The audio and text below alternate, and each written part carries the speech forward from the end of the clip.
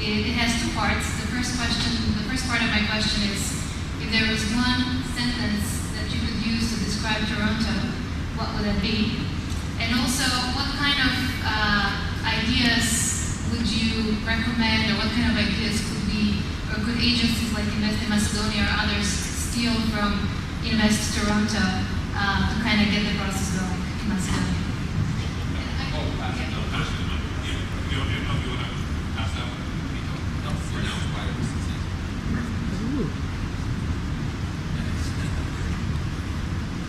Mike reminded us that wireless is great technology. Those are excellent questions. Number one, if I could think of what Toronto is for me and for what it could be for anyone in Toronto, it's still the city of hope to me.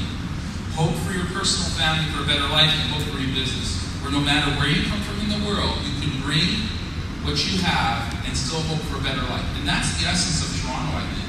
People come here. It's the last place in the world, I think, where you can come from anywhere and still put your bags down, arrive at Union Station, arrive at Pearson, and hope to create a better dream. And I think many people in this room have it. So that's the way I describe Toronto, whether it's for yourself, for your business. And I think Macedonia can do it. If you're going to attract business, you got to give them hope that it's better here than somewhere else. The second question is in ideas, and I think I'll go back to my last comment, is be clear about your story and your legend.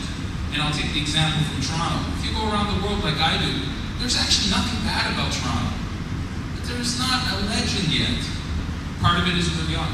Part of it is, but talk to people in Toronto, it's great, it's nice, I was there, I was up to see the tower.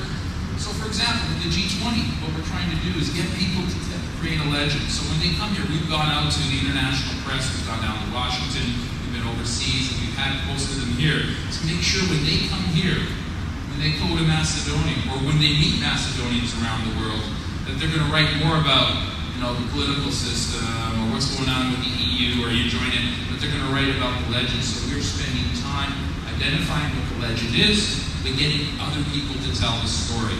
So I would say, get a strong hold on what is the value proposition, and make sure that you identify who your storytellers are, and get them the background to tell the story, because that's where it's going to be very much credible, and that's where it's going to be leveraged.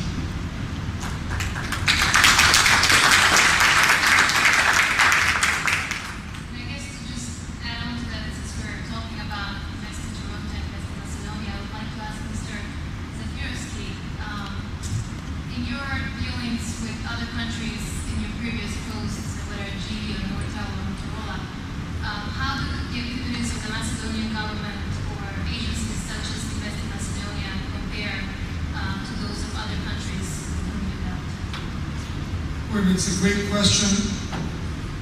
I'll separate that, the answer in two parts. First one is the format and the foundation. I would argue it's a sound and in a better place, relatively speaking, from the time it was started and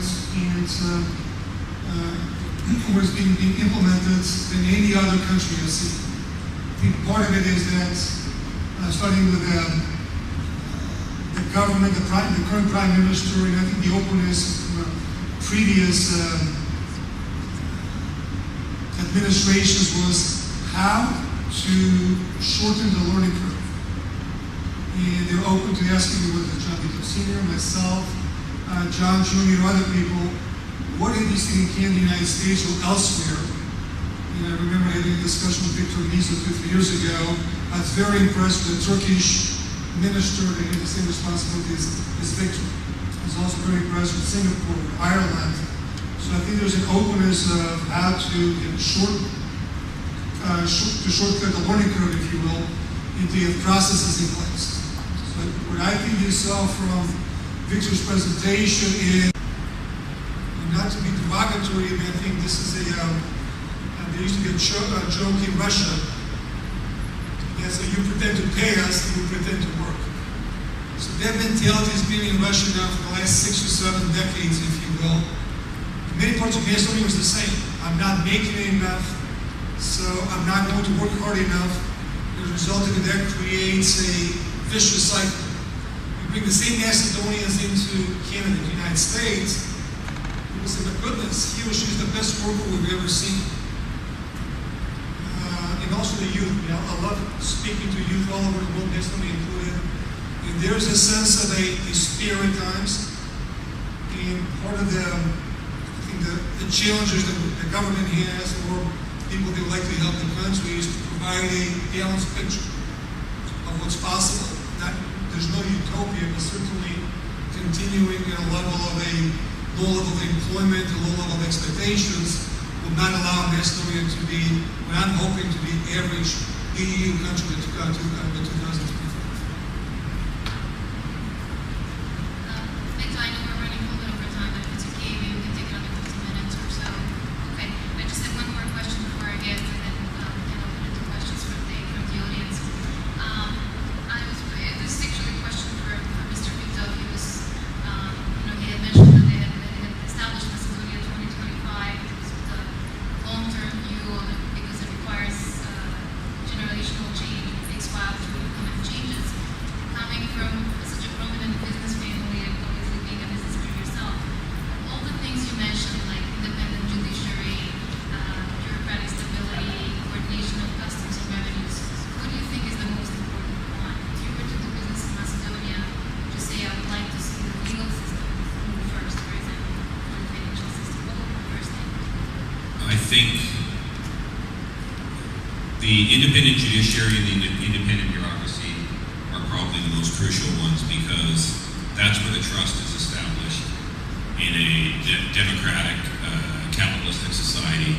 People know that if they're going to be wronged, the courts are going to correct it, or the government's going to correct it. And I think the one thing Mike and I, 2 Augusts ago, we went over with a group of us, and we had about 40 proposals for business plans, mostly from young entrepreneurs, and it was fantastic. I saw as much energy from young kids writing fantastic business plans we were in Skopje and Novi, that I would ever see over in North America. The one thing that broke my heart, that I'm hoping we can overcome, is their disbelief that the government would actually allow them to open the tile store or to build the solar panel factory that they wanted to do. We grew up in this society. I was lucky my grandparents came here. We just take it for granted that if we put hard work in place and we build a trust and we can make money. Over there's still a concern from the younger class that they're going to be able to get there. So while Mike kind of leads the one side of working with the Fortune 500 companies and the CEOs that he's had contact with to help them, myself and Macedonia 2025, there's a board of 11 of us, but there's membership of over 50 people. But we're trying to make sure, more from the entrepreneurial side, that next generation over there is given the same chances, the same protection to move ahead. And I think you're only going to get that. I think the judiciary and the bureaucracy are critical for that success. Thank you. And just, actually one final question, and any one of our panelists can answer this. I know Mr. Mizo mentioned that, when investors come into Macedonia, investors are being brought into Macedonia, they have access to high-level officials. Is that a good thing? To be able to meet with the Prime Minister, even though you only invested Without question. I'll just give my own experience. I gave for some of you know me, I'm in a wireless now, and we're building a network. We opened in Toronto 2 weeks ago. We gave the contract to Ericsson. We were at the Barcelona GSM convention. At the time, we selected to go with the GSM technology. Mike was with Nortel, which was CDMA at the time, but we went GSM. And there was 2 CEOs who met with over there. Mike Zafrowski with One Technology, and Karl Heinrich from Ericsson, who was the CEO of Ericsson, small startup company in Canada. The CEO comes to the meeting. The 2 of them had impressions on my entire management team, and that's how we were able to make the decision. I don't like how you